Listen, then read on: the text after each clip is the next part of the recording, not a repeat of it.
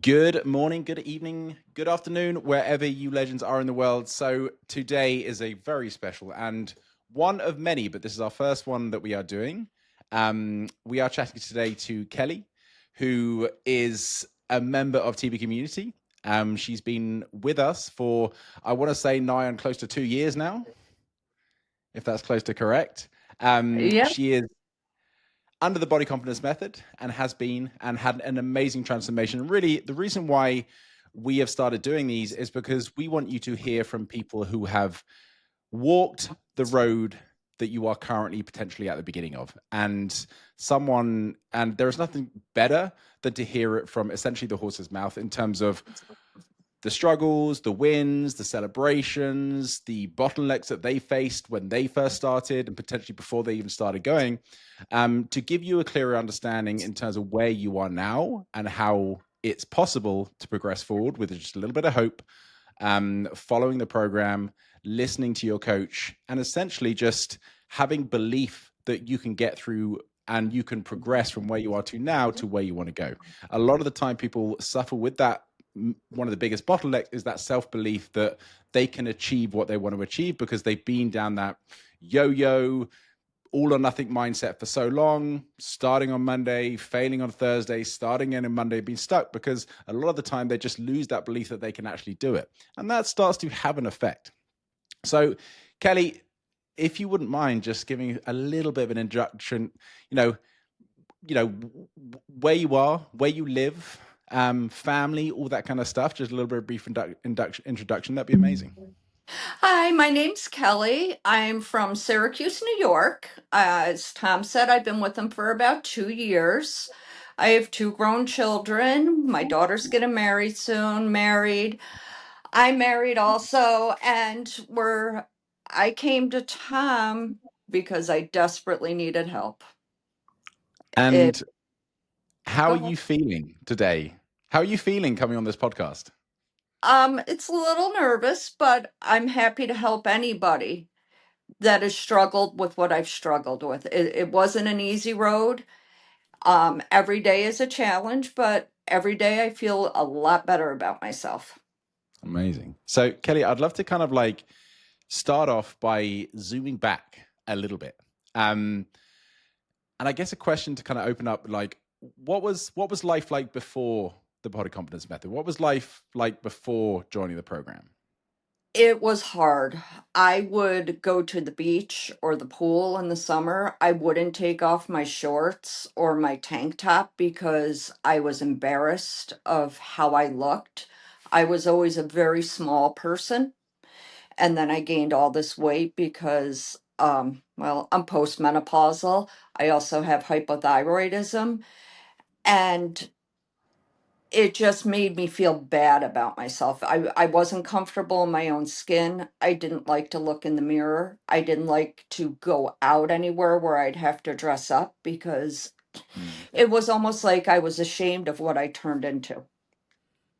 Yeah, that must have been tough. And can you give us an idea in terms of where you were in terms of just so the viewers can get a little bit of an idea of, because obviously they're going to probably get your flash up in terms of transformation of where you are now, but before, did you find a lot of the weight kind of creeped on? Do you feel like it came within a sense of moving through perimenopause into menopause? Can you just give us a little bit more of an idea through that? I It felt like it was within about a 2 year range, 2 to 3 years. It started creeping up and up and up and up. And I'm like, oh, it'll just go back down because Mm. everybody, I believe, goes up and down a little.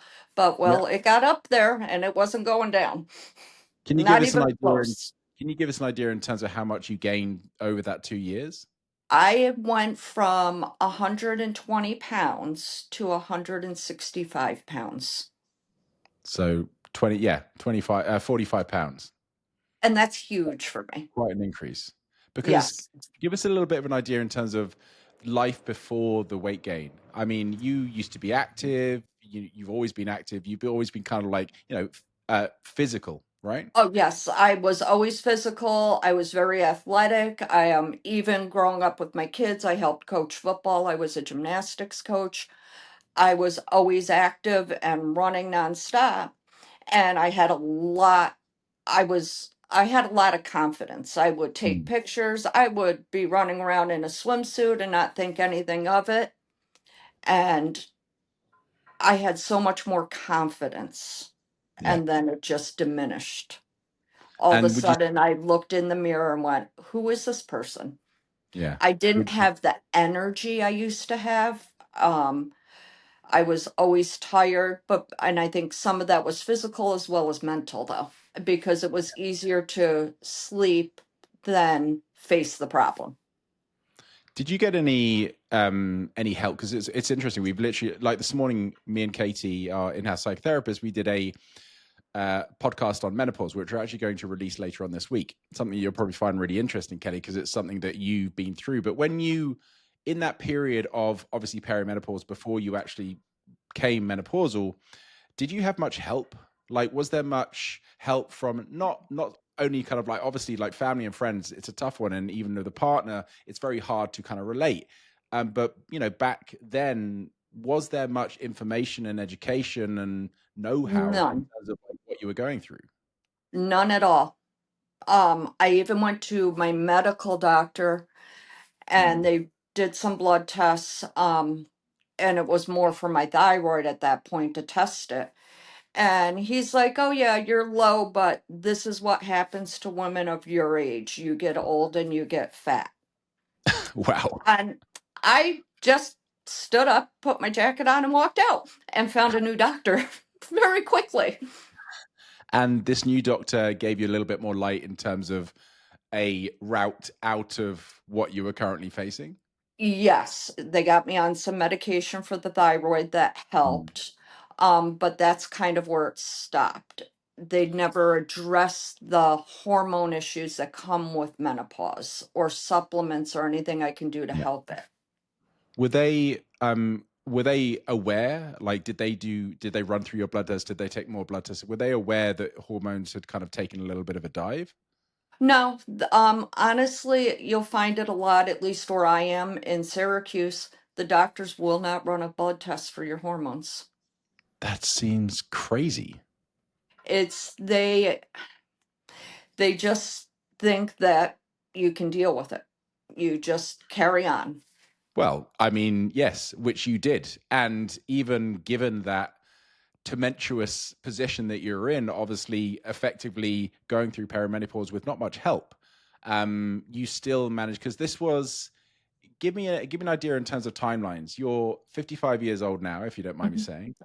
No. Um, this was in your 40s. Yes. So Yep. that two That's years, when I started menopause and then went into postmenopause around yeah. 50. So you're, give me an idea in terms of like, when did you first start to notice symptoms? When I was Roughly, rough about age. 49 years old, 48 years old is when I really felt it the most. That's quite, I mean, you know, that's quite, I wouldn't say good or bad, but that's, you know, that's quite a, I guess, a short transition from Mhm. starting to get the symptoms, although it probably felt like forever, but, you know, from starting to get perimenopausal symptoms to essentially going through full menopause, you know, that wasn't actually too long. But was that the time, kind of your late 40s, where you felt most of, was that the 2 years where most of the weight started to pack on? Yes. Yes. Yeah. Absolutely. And can I just ask, I know it's in your notes and I really probably should know this, but did you have thyroid issues prior? Is that a hereditary No. thing? No, nobody So in my that kind of, family has thyroid but me. so that was very much linked to hormonal displacement. Yes, I believe it was. Yeah, Absolutely. which is 100%, because everything's connected through when estrogen starts to take a tumble, progesterone, testosterone, cortisol. It does affect your thyroid hormone, especially like levothyroxine, which I'm assuming is the one you're taking now currently, Yes, correct? Yeah, correct. And and now you've I'm also on recently, HRT. yes, progesterone and estrogen. Correct. Yeah. Okay. We'll But flash you that. yet again, like with that, they didn't test my levels. They Right. just gave me the cookie cutter dosage and said, if it doesn't improve, then we'll increase it. Let us know how you'd feel on it. Yeah. I mean, I'm glad, you know, obviously we've had this discussion personally. I'm glad they have, but you know, when you were looking at things from my standpoint, you know, obviously we work with Hugh, we work with, we work to optimize, right? And the only issue with not doing blood tests and seeing how low you are, or how, where estrogen and progesterone are, and testosterone, it's very hard to then, because we especially in the UK, I think the UK is, I would say, as bad potentially they are as the US. I mean, obviously they have great doctors forever, but when you are in the general population and the NHS, they only have a limited time they can see you. They are there to medicate, and to a certain degree, they're kind of there to give you the best option with the shortest amount of time. And they want to medicate. They don't really want to look too much into the root cause. Why? Because it takes time, and that Right. costs money, and that delays their, that they don't hit their numbers for that month. So I think Exactly. with you and a lot of the women, especially in the UK and the US, um, it's very surprising to me, but I understand. I don't agree with it. When if you go in with perimenopausal symptoms, or and obviously your hormonal displacement is slightly off, the best way would be to see how much they have declined, how much where your estrogen levels are, where your progesterone is now, where your testosterone, and then give a care package in terms of diagnostic and remedial care in terms of to optimize them, bring them back to level. Because what you're trying to do in perimenopause is optimize. Your Right. hormones have dropped. You're not trying to supersede. You're not trying to increase testosterone too much. And the only issue with giving people gels and patches and stuff like that is that there's so many variables to it: absorption rate, different types of pellets and gels, that you're never going to fully optimize. And that's why women, they go in with very low estrogen and progesterone, but they've kind of balanced themselves a little bit. They're not feeling great, but they've kind of balanced. And then they go in, they get these gels, they get these pellets, whatever they may take, Right. and then their hormones start, their estrogen levels increase, progesterone, but they're still out of whack. And the issue is, with the side effects don't really come from low estrogen. They do, but it's more the fluctuating hormonal displacement. That is what causes most of the side effects of perimenopause. That's why when women go in, they start with this level they start with these symptoms in terms of very low progesterone, estrogen, and then they have high estrogen and low progesterone because the progesterone isn't being absorbed as much as the estrogen. So then they start getting effects of high estrogen, and they start to get increase in, it's kind of, for me, it's like, find something, know where you are exactly, and then Right. treat that to bring you back to optimal. But Exactly. as I said before, Kelly, it's the way you've kind of run and what you've done, which we're going to talk about, and where you are now is a good form. And at the end of the day, you base things off symptoms, right? If you are feeling better now, you're on HRT. It's minimal dosage and micro adjustments, right? Right. So I would love to kind of zoom back a little bit. We got a little bit out of whack there, but it's great conversation. What were you struggling with most before we first connected? So I remember the message. I remember you reaching out on Instagram. I remember jumping on the call. Didn't really know what to expect, because we got on the call pretty quick. Like, we had a We couple of did. conversations. I remember you talking about you live in the UK, and we jumped on the call and we had a great conversation that lasted, I think, over an hour.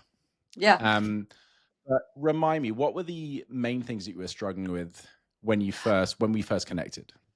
When I first reached out to you, I was already training at a gym, working out, but the weight wasn't coming down. If anything, I was feeling more Okay. bloated, worse about myself. And that was one of the biggest ones. I just, no matter what I was doing, dieting, working out faithfully, lifting weights, it just wasn't coming down. And it was tough, and Which I is super didn't common, want and to we feel hear that that way. a lot. I'm sorry? Yeah, it's really tough when you feel like you're doing everything right. Like, it's not like you were sitting on the couch eating Cheetos and like, oh, I'm feeling overweight. You were in the gym, eating well, feeling like you're doing everything right, but things just weren't shifting the way that you thought the effort that you were putting in deserved, right? Correct. The aha And moment how for did that me, affect yes, tell me, what was the aha moment? I wasn't eating enough and I was working out too much. Hmm. Because I was working out 6 days a week and if you're lucky, I was eating 1,000 calories a day with no macro balance. Wow. And I'm like, Just I'm tracking not eating, calories. I'm working out like crazy, and I'm not losing any weight. And well, you changed all that. Yeah, because in looking back into it, it was a very easy. Well, uh, it's a very common trap that women to fall into, especially women who were very active perimenopause, pre-menopause, because they look back and say, well, this is what I used to do to lose weight. In fact, I'm doing more now than I used to do, and I'm in worse shape than I was before. And what's going on? But essentially, your body is in a very high stress state in terms of, obviously, because estrogen and progesterone levels have dropped, your body fat is redistributed round to your midsection. You're feeling terrible about that. Your cravings will start to increase because estrogen is very linked with ghrelin or hunger hormones. So, and that's the weight comes on. And obviously feeling like that and feeling that change of body composition, you're like, well, I need to get in the gym. I need to train harder and I need to eat less. Law of thermodynamics. It's got to work. But when I always talk about the not all calorie deficits are equal, in your instance back then, calorie deficits are not all equal because your body was essentially in shock mode and nothing happens in shock mode. Your body just literally just holds on to everything and says a big F you, I'm not Yep. going anywhere, which was where you were when we first connected. Yes, exactly. Did you try other things before coming to us, Kelly, I other than had working out and eating 1,000 calories? um, I had worked with one other coach, but it was more cookie cutter for me. Um, Okay. I wasn't given set workouts to do. I made up my own workouts as I went along, and that was all I tried. At one point, I did talk to the doctor, and they said, well, if you gain 3 more pounds, we can put you on the medication to make you lose weight. And I'm like, well, no, I don't want to gain 3 pounds and go on medication because I don't want to be on medication if I don't really need it. I just need help of what I'm doing to get push past this like Yeah. plateau I was stuck in. And which And that's medication was that out of interest? Was it metformin or it was was that sort probably of? like semaglutide or the Ozempic, one of Oh, right. the, and I felt like personally, somehow I got this weight on my own. I'm going to get it off on my own. Mm. I don't want to Yeah. And take any unfortunately, more medicine because everything has a cause and effect, and I didn't want to have any more issues than I was having physically or mentally. yeah, and just a very important point to mention on that. Had you have gone on semaglutide, Ozempic, Wago, a GLP-1 back then, what would that have done? That would have reduced your hunger, essentially, slowed down gastric emptying. You would have eaten less. You were already in a very high potential of sarcopenia, muscle loss. You would have been malnutrition. You would have led into osteoporosis, osteopenia. You would have lost weight, but quite a bit of that weight would have come from muscle mass even though you were training. So yeah, thank goodness you you didn't go down that route. And No. absolute respect for understanding that the right way to go is, like, as you said, I got not I got myself here. There was a reason why I got here, so there's a reason why I can reverse this and get back out of it. And I felt like doing it on my own was a much better choice because I had to learn Mm. how to live my life per se differently than I did 20 years ago. And I actually have Exactly. muscles now. I have really Yes, you good do. muscles. You're, and they are progressing, I wouldn't say on a weekly basis, but as we are starting to see you get leaner and leaner and obviously less retentive currently in as you said, in the kind of a blowfish method. We were just having a conversation off camera before this, and it is 110 degrees Fahrenheit where Kelly lives, and a lot of people suffer with water retention in that type of heat, so she's feeling very retentive, right, Kelly? Yes, I am. But, not to, this may sound a little off the cuff, but I've never had a glutes or basically a butt before. I actually have one. It's Yeah. not flat. It's like kind of growing.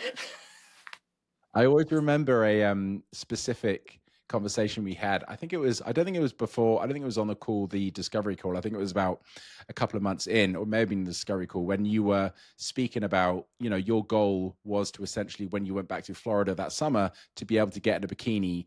And it wasn't even because, you know, this wasn't like even going to the beach. This was, you were concerned and you were, you know, what's the word, like you were really self-conscious about getting a bikini in front of your family. My yes, I wouldn't do it.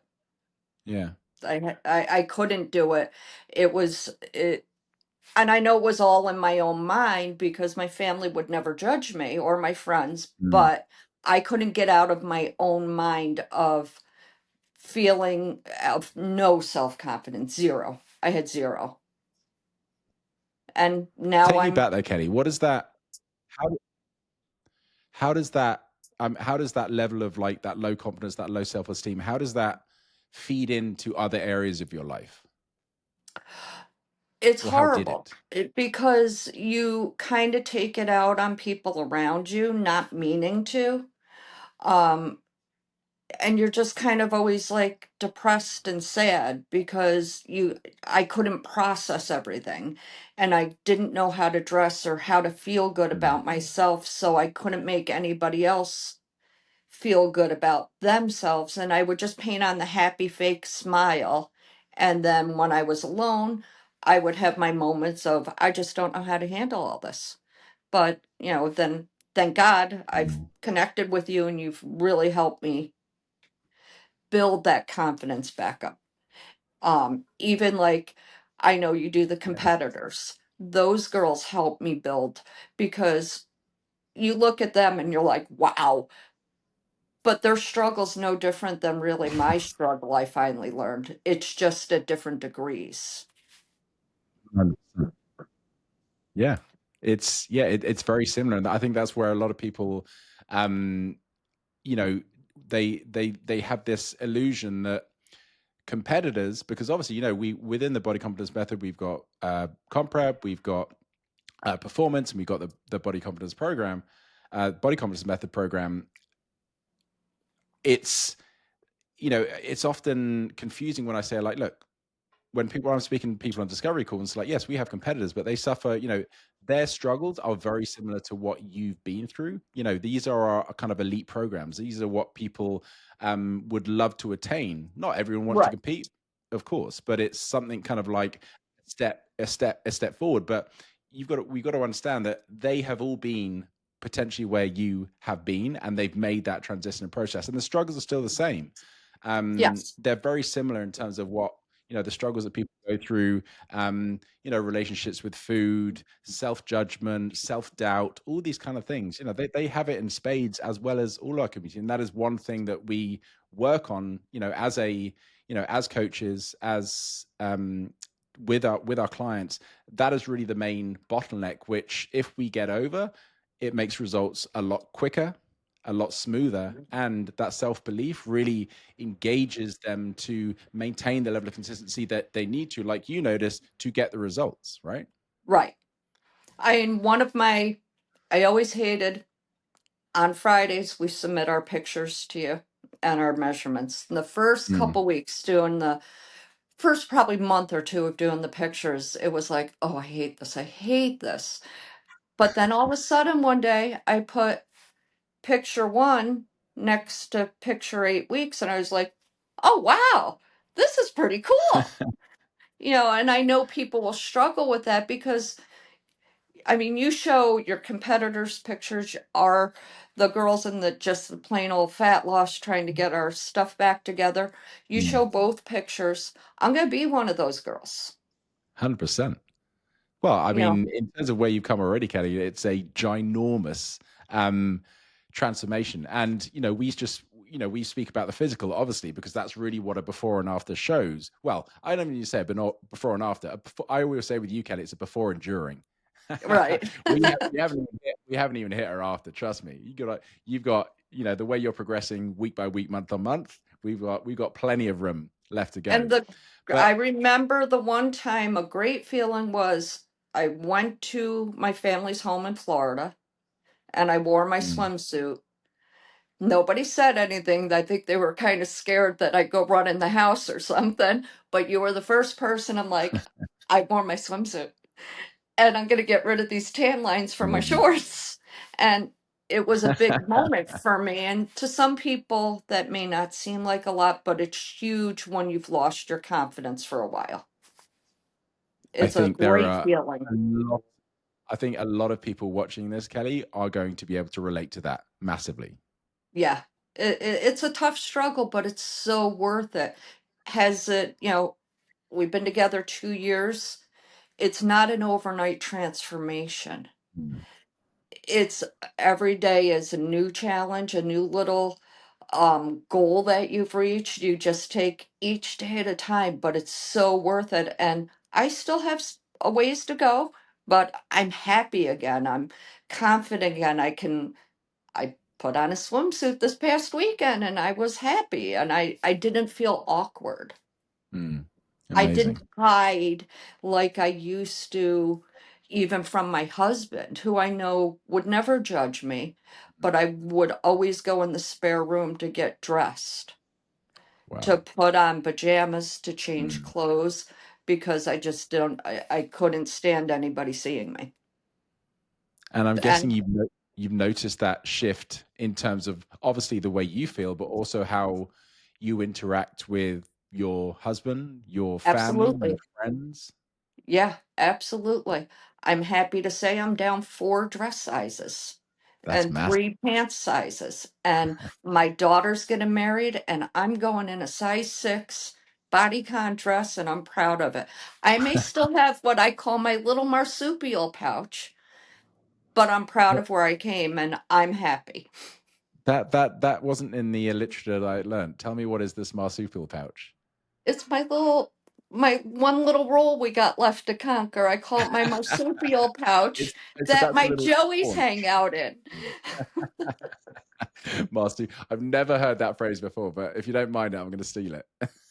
Yeah. My little joeys, we got rid of like 10. We got about 3 to go, but we're getting there. We're getting there. That's a 70% loss. We're doing pretty well. Yeah. Kelly, let me ask you, what was the turning point and what made you take that leap to kind of reach out for help?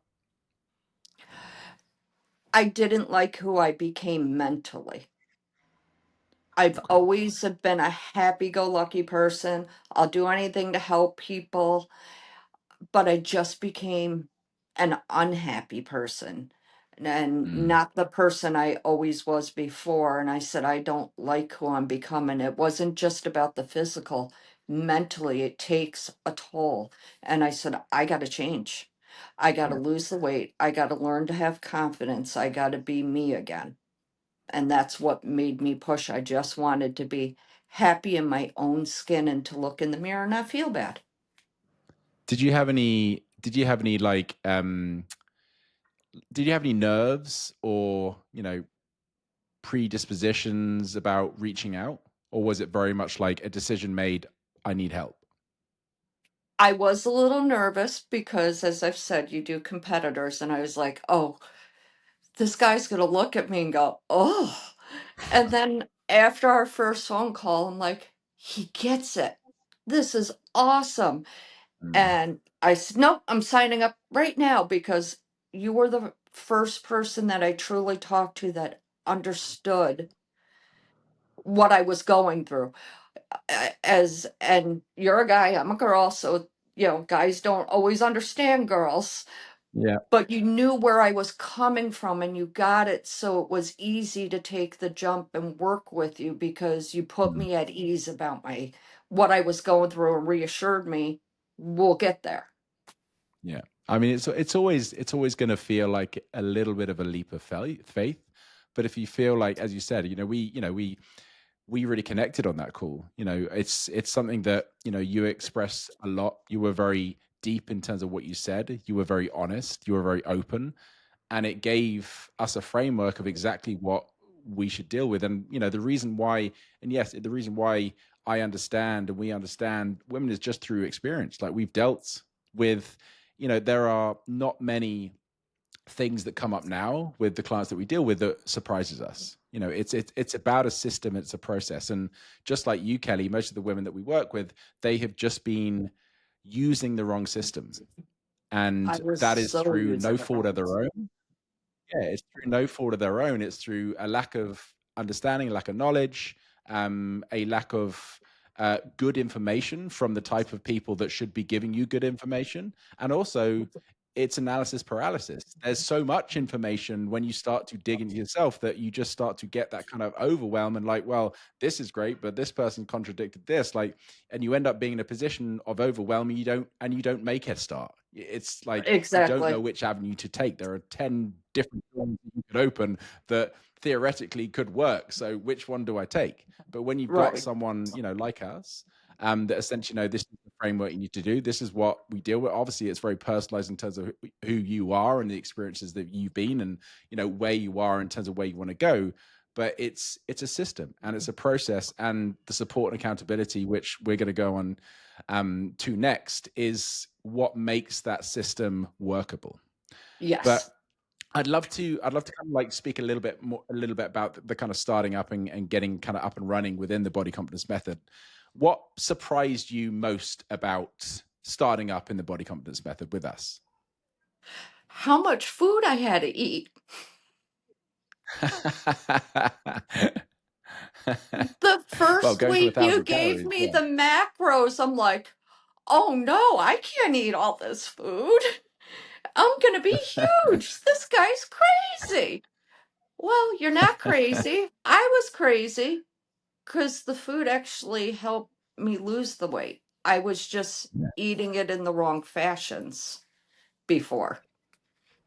Yeah, it's yeah, as I said before, you were chronically overtraining and critically undereating for someone that was a body that was craving recovery.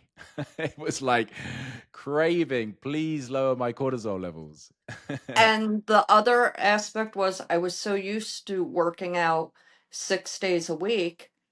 And I Mm, think for the first couple weeks, you dropped me to 3 days. And I'm like, "Oh, what do I do? I no, I'm yeah, supposed to lift weights. I can't do this." And you kind of calmed me down. And then you built me back up. And but it was all scary the first week or two, yeah, because I'm like, I'm eating too much food, this is wrong, and I can't. But I kept saying trust the process, and then we had our weekly check-ins, yeah, and that so helped because it calmed me down. 100%. But you're totally right, Kelly, because logic would set in that, hold on, I've been training 6 days a week.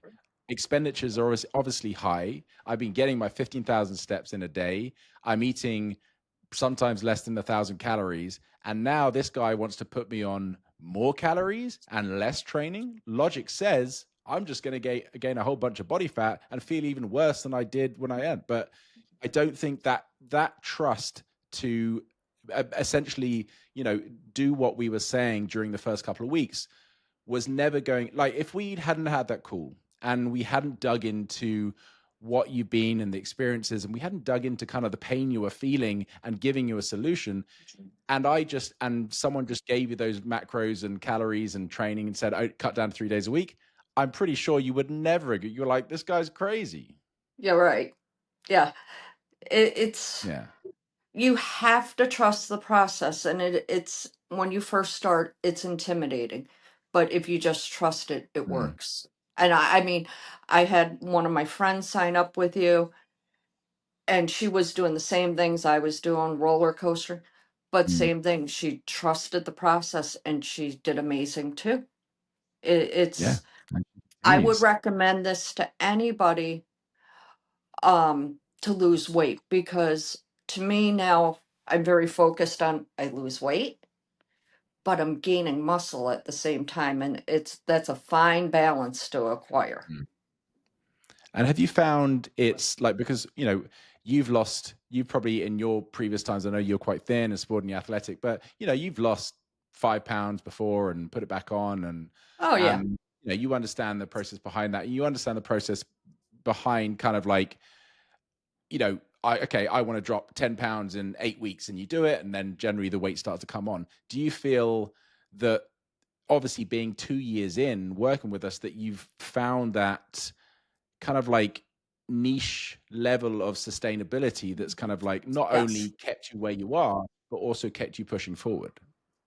Yes. I've learned I can still go out and eat dinner at a nice restaurant, but I've learned Mm, moderation.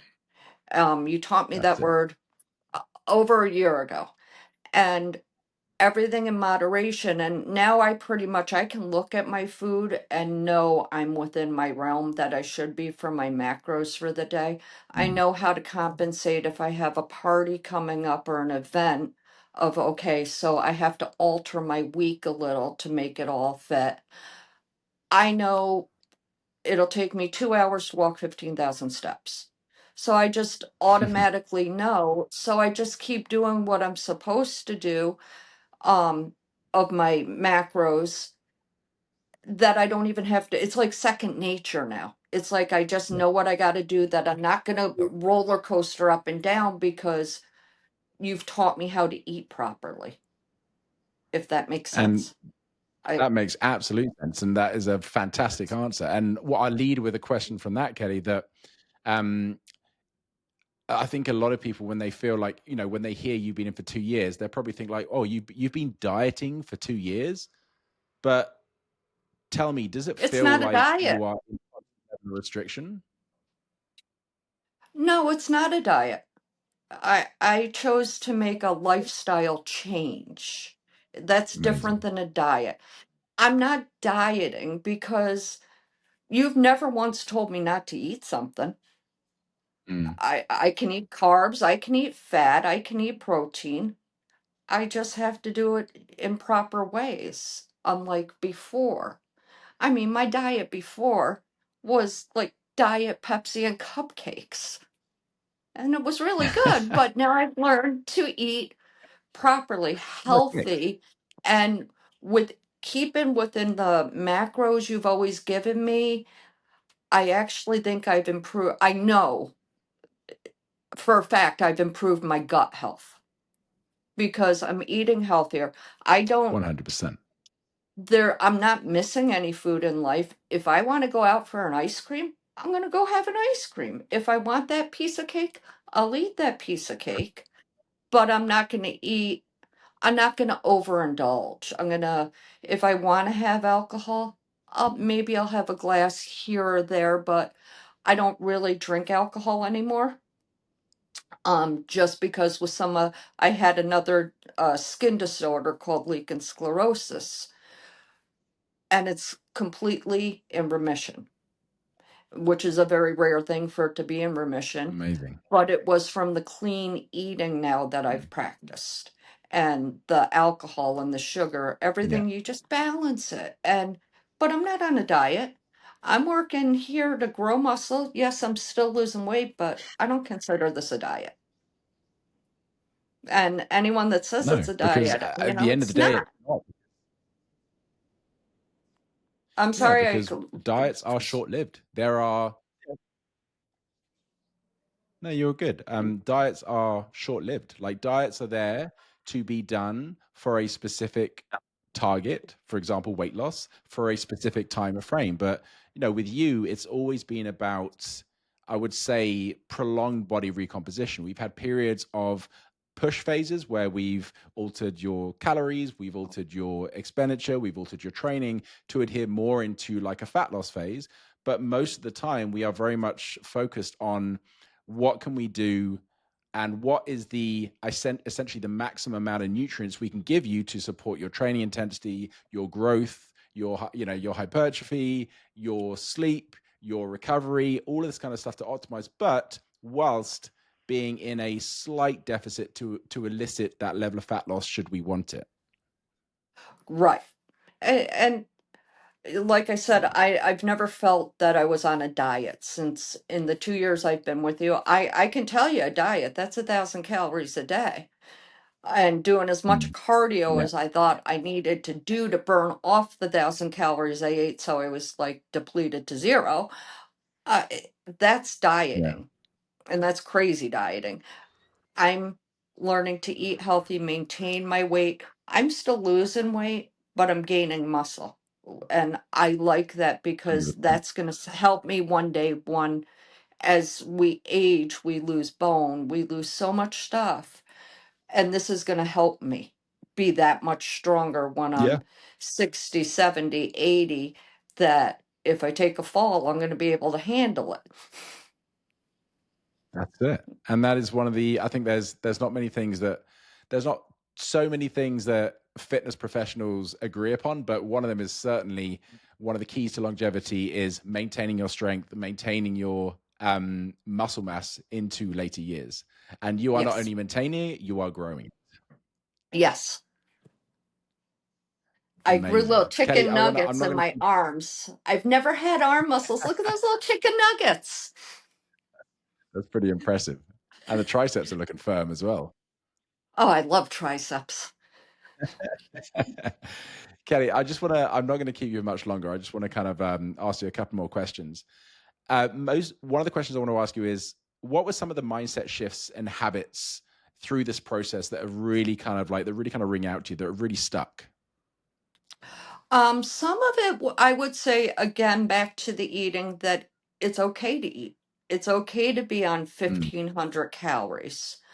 Um, and not feel like, oh God, I'm not gonna lose weight at there. Well, I've learned if I'm at 1,500 calories, yes, I'm going to still lose weight. Well, sometimes I bounce mm, up and down. Yes. Have I learned? I learned one of the things too about getting on the scale. You know, you can weigh yourself every day. It's going to change every day. Some days it mm. could be up 4 pounds, and the next day it's down. And you're like, what Yeah, happened? Well, hey, you're just retaining water weight, or I'm a little bloated from the carbs I had yesterday. So yeah. I've learned to adapt to that, where before I would see the number and I would panic on the scale of, Mm, oh no, I did something wrong. This is wrong. Why am I going the wrong direction? You've taught me that there's a million things that come in: stress, my sleep, because with the postmenopause, I was having night sweats. It would yeah, be, you know, 0 degrees out here in the middle of winter, and I got the bedroom windows open like it's an, beautiful 80-degree day. My husband has four blankets on, and I'm out with a sheet going, oh my God, it's so hot. But I've learned all of that that takes place, and if your weight goes up a tad bit, or if you're not dropping, because there's so many more variables than just the food. And I learned so much from that. yeah. I think it's very important to remember, and I is what I you've heard it probably countless of times because I always share it within the WhatsApp community. But weight is a good reflection on overall body fat progress, but long term, over the Right. long term, it will fluctuate like crazy. And for someone that's, for a woman over 35, when they are dealing with hormonal fluctuations, stress, life circumstances, kids, all this kind of stuff, all these things cause weight fluctuations. And as you said, Kelly, sometimes you get on the scale and even at, 130 pounds, 120 pounds, you're up 4 pounds, you're down 4 pounds. But at the end of the day, it's removing that focus in terms of what you have on the scale. It's um removing that, what am I trying to say, that relationship that you have with the scale, that like previously when you stood on the scale and you saw the weight creep up, you'd freak out, and probably most likely you're like, right, I need to train harder and eat less, when in Right. actuality you training harder with that level of good inflammation that hard training does come was probably the reason for that weight jumping up anyway. So it's sometimes not even a bad thing. Sometimes it's just Exactly. how the body responds. Because I can remember when the first couple months working together, and the weight would go up a little, but my measurements were going down. My clothes were fitting differently, but I'm like, why is Yeah. the weight go? And then you finally got through my head. Okay, well, you lifted heavy this week. You had stress in your life. You had you weren't Mm. sleeping. And I'm like, oh, it's all connecting now. So that was a 100%. big learning process. You, Yeah, it uh, takes time. it does, and I would have never known that. But Mm. I learned it from you that it's okay. The scale went up a pound, you're not going to die. Literally. Amazing. Kelly, I want to finish up on kind of like a message to other people, message to people watching this.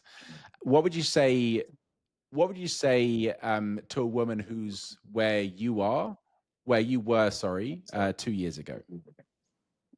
I would tell anybody that where I was 2 years ago, 3 years ago, don't be afraid to take the first step. Reach out, talk. Talk to you, talk to, I know Laura's a coach, talk to anybody. It's scary, but you can do it one step at a time, and it's so worth it in the end because you get your self-confidence slowly back. You get happiness and you kind of get a peaceful feeling because Mm. you have somebody that actually cares and is willing to go the extra mile to help you, because that's what you've always done for me. Whenever I've had an issue or a problem and reached out to you, you got me through it. And I mean, God bless you, because that could be a handful. But I would tell anybody, sign up, even if you just do a couple months and you'll see, and then you'll become like me, loving the Mm. gym, loving the consistency. It gives you a lot of peace. It's a great program. I couldn't recommend. I try to send everybody to you. Thank you, Kelly. I appreciate that. Yeah, I mean, Erin, and hopefully we'll get Erin on here as well, but she's had a massive, incredible journey herself. And Yeah, one thing leaving, just the final thought, Kelly, what's one lesson you want every woman that's watching this to hear? that anybody tells you you're fat because you got old, if you're fat and tired because you're over a certain age and that's what happens to women, flip them off, call Tom, and move on because it's not true. Just because we're women, we're not meant to get lazy and tired and fat. You need help, and you need help from people that care. And sometimes you got to dig to find the gold in the pile here. I found it with you. You've helped me tenfold. You've given me my life back, and I hope other women can get there too. Amazing. I couldn't think of a better way to end that podcast. Thank you so much for your words, Kelly. We really appreciate them. I really You're appreciate so welcome. Have a great day, Tom. Well, yeah, so thank you, Kelly, for coming on. Anyone in the community watching this or anyone that wants to reach out, you know where we are. Just reach out through Instagram, through message myself, Laura, Jess, Annabelle. We'd be happy to get on that discovery call. And you never know, one day in 6 months or a year, I might be having you on the podcast with me. But Kelly, I just want to say thank you so much. I know I've taken up your lunch break, but give my best to Erin, say hi, and I will. enjoy. Well, try not to pass out in the heat. Thanks, Tom. Have a good day. Bye bye. Bye bye.